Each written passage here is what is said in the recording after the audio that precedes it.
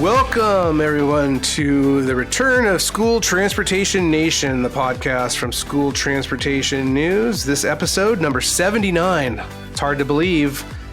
It's brought to you by our friends at TransFinder, the leader in school bus routing software. I am Ryan Gray, Editor-in-Chief of School Transportation News, and I'm joined by my trusty co-host this week, Taylor Hannon, our Associate Editor. Taylor, welcome back to the podcast. Hey, great to be back. Another week.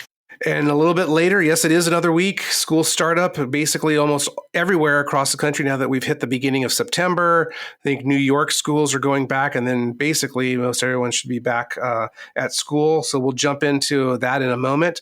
But first, want to let everybody know a little bit later in the episode, we'll be speaking with Jennifer Vobis, who's the brand new Executive Director of Transportation at Clark County School District, the number 5 school district in the nation. Yeah, Ryan, you're definitely right. The school year is underway in a lot of places. You know, my brother just got back last week. He had his first day of his senior year. So Wow. That's exciting. Yeah. Very exciting. He did confess, he was a little nervous, but it's an exciting time. I mean, some of these kids haven't been back to the classroom for 2 years? That's crazy. Yeah. And then with my daughter's experience, she just started first grade a couple weeks ago, and she was one of the lucky few who was in-person class all last year in kindergarten. So we're hoping as parents that, God, please let's keep the schools open. We don't want to experience any of that virtual madness. But with that said, there's a lot of other madness that our readers are dealing with right now. Really continues to be the driver shortage. That's a lot of it, Taylor. And it's being driven by some other things, most notably COVID-19 and masks. There's been a lot of conversation about mask mandates.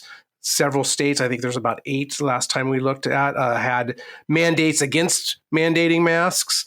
But there's some interesting stuff going on in Texas, one of those states.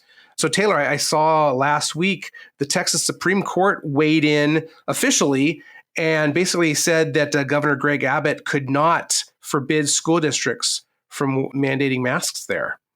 Yeah, and it looked like for a second, they did side with the governor and they said, yeah, okay. There was a temporary order, I think, right after he issued it in early in August, but then they came out and said, well, no, and I've heard that from some of our readers, even, going back into last school year or when we were getting ready for the 2020-2021 school year and talking about masks on buses and would you require them? And I had districts say, hey, we have autonomy. The state legislature, the governors can say things, but so there's definitely been that war going on for a while between, the state's rights and the local school district rights. And then in Florida, we see almost an outright mutiny against the governor there with a lot of school districts led by Broward County and some others that are, the school boards are just standing pat and saying, no, you can threaten to take our salaries, but, we're going to go forward with these mask mandates. Mm-hmm. And even in addition to masks, Ryan, it seems like the driver shortage is now these vaccine requirements, right? So Washington just kind of came out, the governor there announced a vaccine requirement for all employees working in K through 12 schools. And so we saw that in California, but there was kind of that caveat, sort of say that they could require, a testing. Yeah, they could get out of it. So it was it was a requirement, but but you're required to get a vaccine. But if you don't, you need to submit to regular testing. But it doesn't seem like Washington is doing that. No, Governor Jay Inslee took that out and said no, as of, I believe it's October 18th. So here, as we're looking at the calendar, the school districts there in Washington state have about a month and a half to fully implement that. And it's about the same time in California, October 15th, I think, is when that fully goes into effect. But again, Washington went that further step. And we are seeing some of that, at local districts across the country. But it's you're right. It's driving the concern of school bus drivers. And that definitely does not help the school bus driver shortage, because what we're seeing with this Delta variant is children are more prone to getting the COVID-19 and worse. So they were getting it before, but they were just kind of being carriers. Now we're actually seeing kids get sick.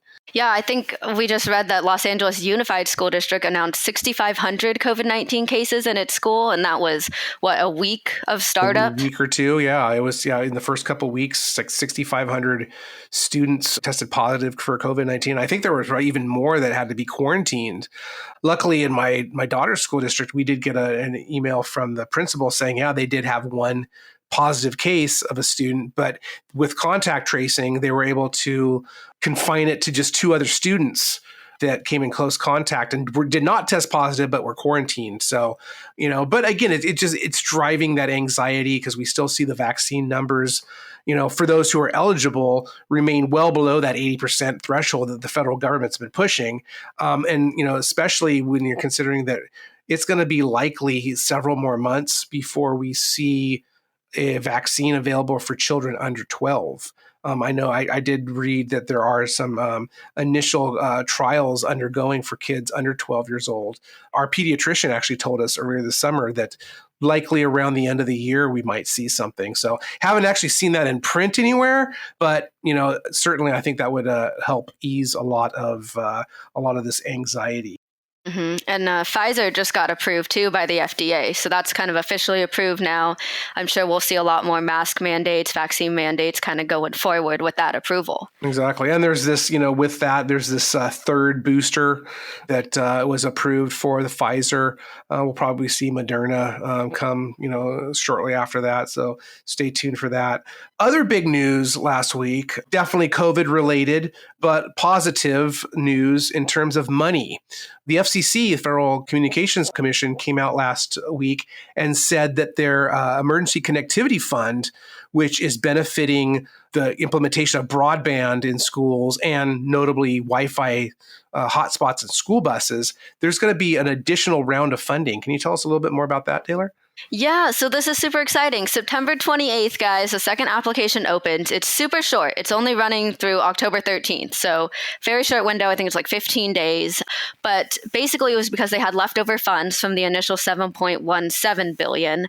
I think they had about 5.1 actual applicants and actual money that they distributed to the state. So I don't know what the math is there. I want to say it's close to 2 billion kind of left over, give or take a little bit. But yeah, that's exciting. So now for those who missed the deadline, who want to get that school bus Wi-Fi, definitely hop on this and get it for the next school year. I mean, it's coming up. Yeah, that's going to be funding for any purchases made during this 2021-22 school year, correct? Yeah. So speaking of Wi-Fi, at STN Expo Indianapolis coming up in October, October 1st to the 5th. So right in that threshold of when applications need to be sent in, we're going to be talking with a couple school districts that have implemented Wi-Fi and hopefully, get some conversation back and forth about actually tapping into those ECF program and getting some of those funds. So you guys can all head over to stnexpo.com/east and register online through September 10th. So that's coming up quick, only about 10, 11 more days to go. Would love to see you out there. We are taking a lot of safety precautions and following the local protocol there, which is calling for masks indoors, at least as of this time. Things, as we've seen with COVID, Taylor, have been seemingly changing hour by hour, day by day. But definitely, social distancing will be in effect. We're all going to be wearing masks. We're all vaccinated here as Team STN. Hopefully you are too. So let's get out there. Let's try to get together and network and start addressing many of these challenges that are before the industry. So speaking of challenges, back to that school bus driver shortage. It is real.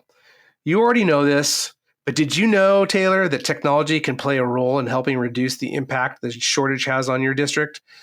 With TransFinder's intuitive and award-winning Route Finder Plus routing software, you can find efficiencies, consolidate routes, and eliminate the number of drivers you need without any negative impact. That's because Route Finder Plus uses artificial intelligence optimization.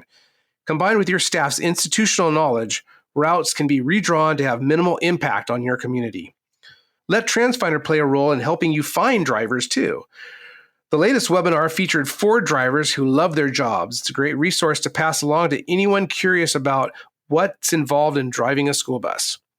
To learn more or to gain access to the webinar, email getplus@transfinder.com. That's getplus@transfinder.com and write driver in the subject line, or call 800-373-3609.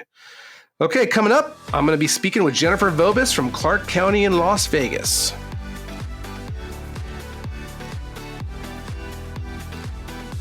All right, everybody, welcome to the School Transportation Nation podcast stage. Jennifer Vobis, the new Executive Director of Transportation for Clark County School District in Las Vegas. Jennifer, thanks for joining us today. Thank you for having me, Ryan. Absolutely. It's a pleasure to have you as a guest and to see you once again here as we're recording this. I can actually see you.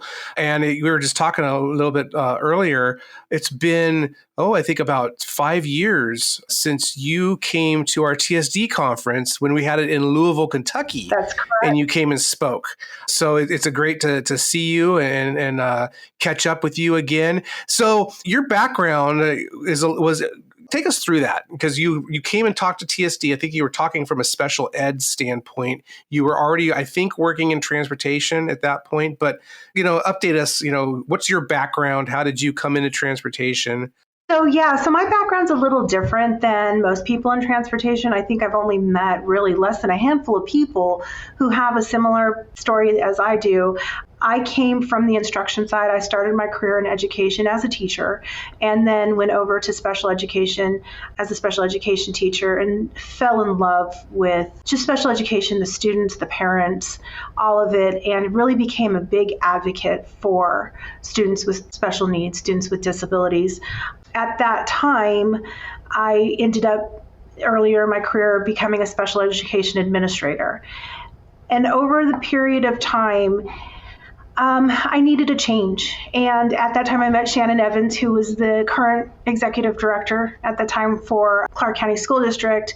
She and I worked really good together, me on the special ed side and her on the transportation side. And she's like, come over. And I said, Shannon, I don't know anything about a yellow bus. I just know that how we can work together to make sure the students that we serve get what the services that they need. And she said, oh, you can learn this. And I'm like, I can barely drive a car.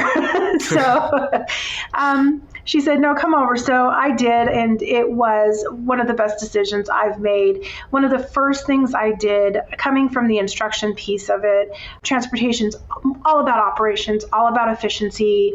And it was a different world for me. So one of the first things I did is I threw myself right into the driver training program, just like we would do if we were onboarding a brand new person and brand new training right off the street. I got my CDL permit. I went through the training program for 2.5 weeks. I took the CDL test and luckily passed, but that was one of the best things I did because it gave me such a deep appreciation for what our drivers and what our trainees and what our drivers go through day to day. And I felt at the time, I didn't know I had that much wisdom at the time, but I felt that if I was going to be managing transportation at some level, I needed to have that experience and that knowledge. But that has never been lost on me. Our drivers, our aides, our transportation staff, vehicle maintenance, they are the most dedicated group of people that I have come across in my 20 plus years in education. And I have a deep appreciation for what they do every day. So the $60,000 question for you as the leader of transportation there at Clark County, and now remind us, it's the rankings kind of, switch up every once in a while, but it's about 5th or 6th largest school district in the nation? The 5th right now, I believe, with post-COVID. I think our count date comes in September, so we'll have a better idea come late September, October of where we land nationwide. But pre-COVID, it was the 5th, I believe, yeah. Okay. And as of right now, because you guys have started school, right? Where are you right now with your transportation numbers in terms of students? So we are feeling exactly what every other district and what every other transit company is feeling right now. We have a shortage of approximately 240 drivers. It's about 16%. And that impacts operations. That impacts services to schools and students. And I know that we are not alone in that. Mm-hmm. And what about ridership? So is ridership it's probably not back to pre-COVID levels. Some districts have said, actually fewer riders has helped them a little bit, at least with the driver shortage. But where are you guys right now with ridership? So ridership is right now at about 125,000. Okay. So it's a little lower than what we normally do, but we still have that need. Significant, still significant numbers there when you're talking over 100,000 students a day. Almost 1,600 routes, yeah. 1,600 routes. I know that routing is a very big challenge with you guys. You are a big user of technology there. But I want to stay on the school bus driver topic for just another second here. In a normal year, quote unquote normal year, so many directors of transportation continue to wear that driver hat because, as we know in the industry, there seems to be always a driver shortage in some way, shape, or form. It just seems to really be exacerbated in this past, 18 months or a year. You have your CDL. Are you driving a school bus right now? Are you actually needing to fill in? I am not, because unfortunately, with the amount of schools, over 340 schools, and all the principals who are trying to contact, I'm really trying to stay, because we have so many of our office staff and even our accountant is driving a run at this point too. I'm really trying to field all the calls that they cannot. You have many hats you have to wear, and one of them is getting kids to school and the other one is being responsive to concerns. And so I'm trying to field all of that right now so that they can be the front line. So with those 1,600 routes, I know that when Shannon, your predecessor, and she retired earlier this summer, before you were named her successor, I know that bell times and routing have been a big issue. Kind of take us through where Clark County is right now in terms of bell times. A lot of bell times we've seen changing because of COVID. I know some of that, I think, predated COVID for you guys. Has that helped at all? Have there been special challenges that have arisen from that? So bell times, is one of those things in the industry that can make or break us, right? So we are still on a three-tier system, three bell system. But because we have so many unique schools that are either they're magnet programs or career and technical programs or district-wide programs, they have some unique bell times that always give us some challenges, but we are still on a 3-bell system. Mm-hmm. I know one of the big drivers for that bell system change in California has been there's a law that California has, and I think other states are looking at this. It's always, not necessarily efficiency. No one's thinking of necessarily efficiency of transportation, but they're thinking of allowing kids to get more sleep. Has that been a driver of bell times in Las Vegas? It has not. I think one of the things that... The city that never sleeps, right? That's right. Or the parents that don't either, right? No, what has been is really the daylight savings time. Who are we going to have standing out in the morning when the sun is not up yet? And who are we dropping off late after the sun goes down? So, we look at the younger kids the elementary school students, and we don't want them out there too early, even though they're probably the ones that are up first. And we don't want them out there too late because of just the dark walking home. Yeah, gotcha. Now, a lot of schools are talking right now about extending walk distances because of that driver shortage. And that's something that's not new to the industry. It is not. You see a lot of it in the press right now and talking about it. We know that that's kind of one of the first things that transportation goes to when they're reducing service. They extend those walk distances. Is that something that you guys have had to do? We have not as of yet. Our walk distance is still 2 miles, but necessity is the mother of invention, right? And I know everybody's looking out of the box for things that they can do, whether it's standardized bell times or walk paths or how they're leveraging already public transportation infrastructures that they have in their cities. We're constantly looking at that. We are looking at how we can consolidate routes more, leveraging our staff that we have in office, all of those things. We have students who are under McKinney-Vento. How do we service them? One bus, one student across town, right? Those kinds of things that we are definitely using a small vehicle operator versus a yellow school bus. And there's several other things that I've talked with a lot of districts that they're doing, using smaller school buses where they don't need to have CDL drivers.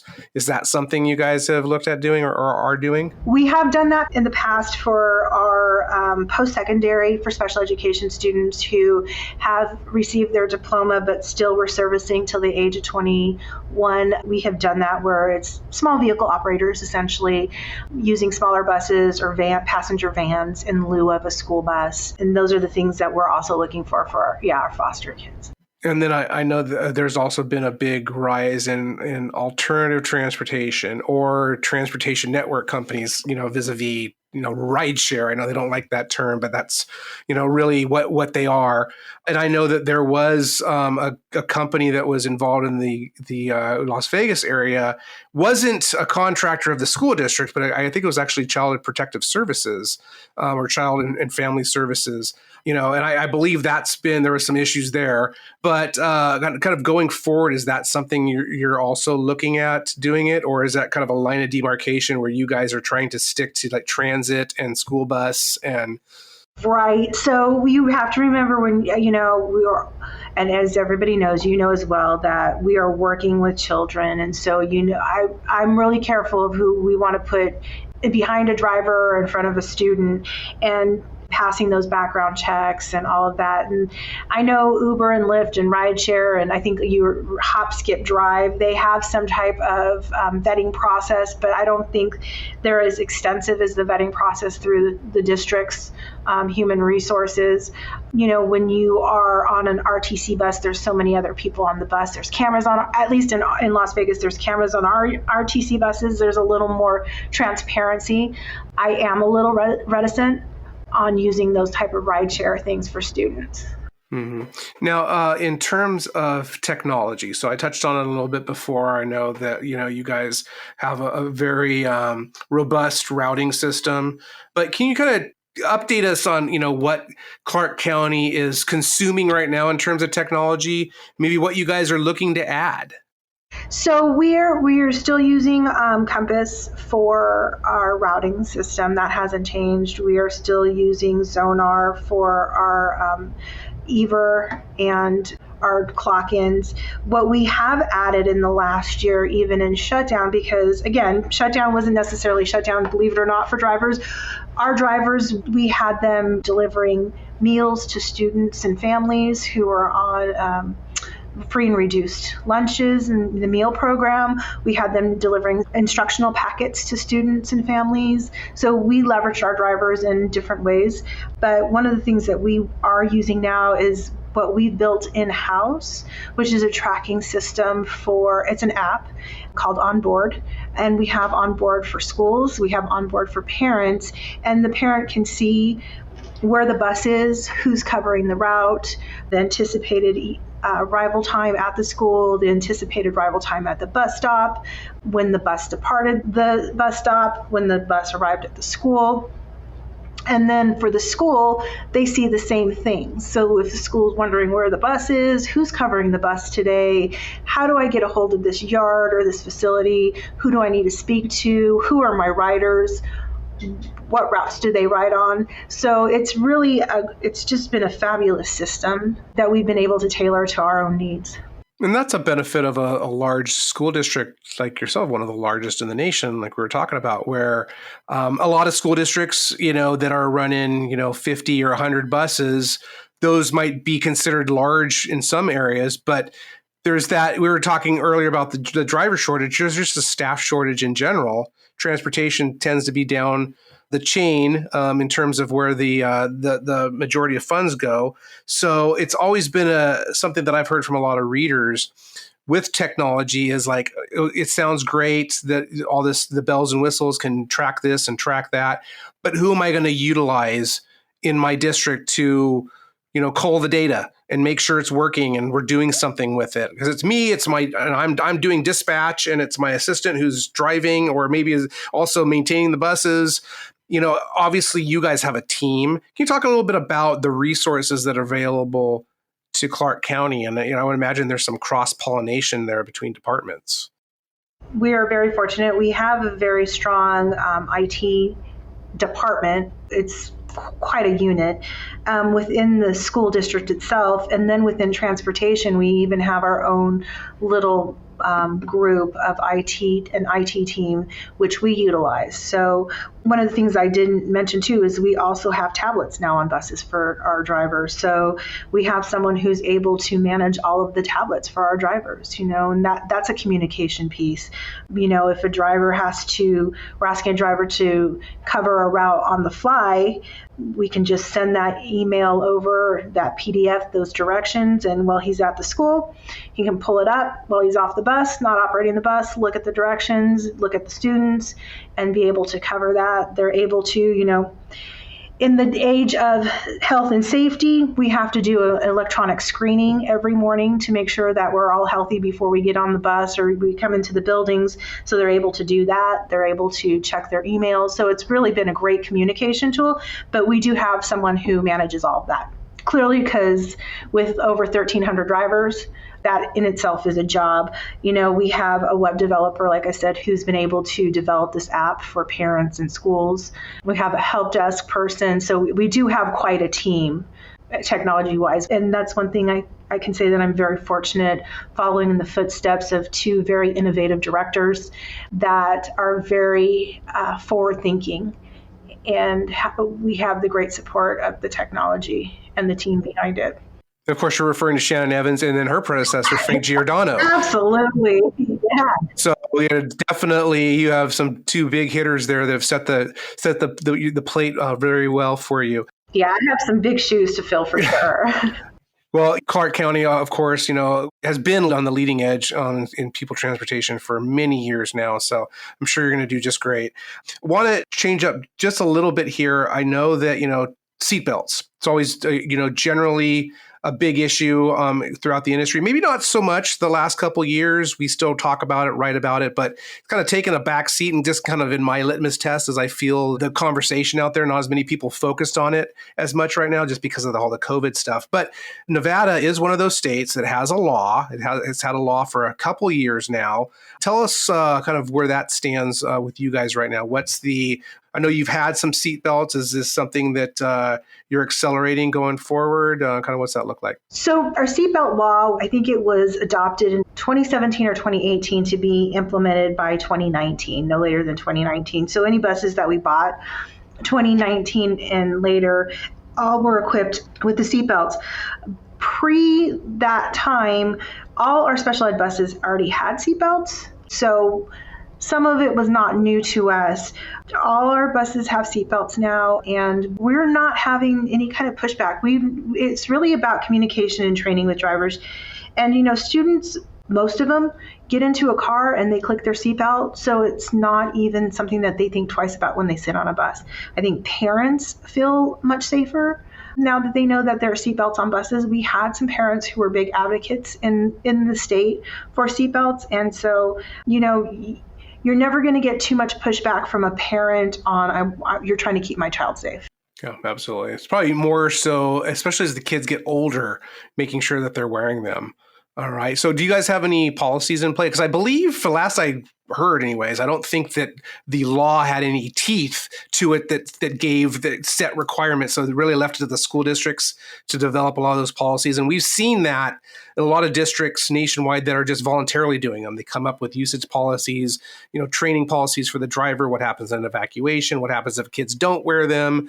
Are those things that Clark County has implemented? So it's in our safety procedures and our bus safety rules.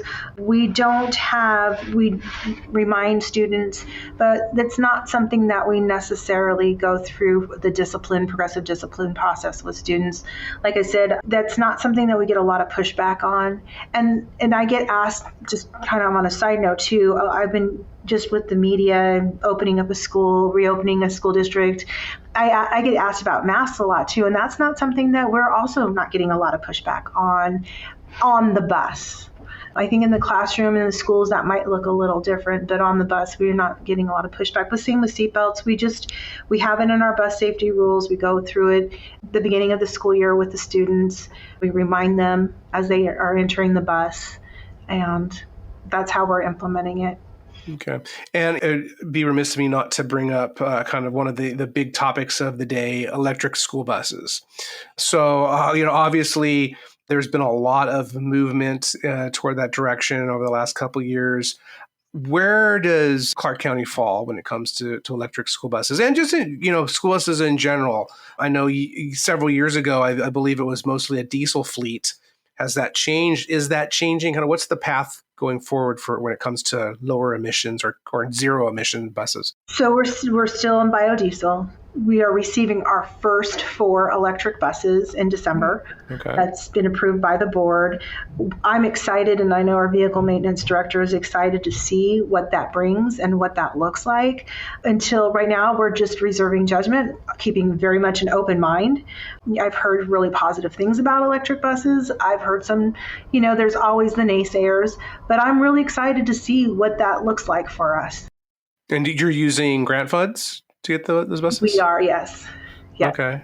Okay, great. Well, looking forward to hearing more about those. December, that's around STN Expo Reno time. So right. To get you to Reno, we'll have to. I'm gonna really start to lobbying you hard. So absolutely, I'm up for it. And, with the new team and some changes in our administration, I am looking forward to showcasing them and their skills and their talents, and also seeing other districts around the nation. So we learn best from each other. Absolutely. Some of my best ideas came from those conferences. That's right. Great. Well, and hopefully a couple of them were our own. So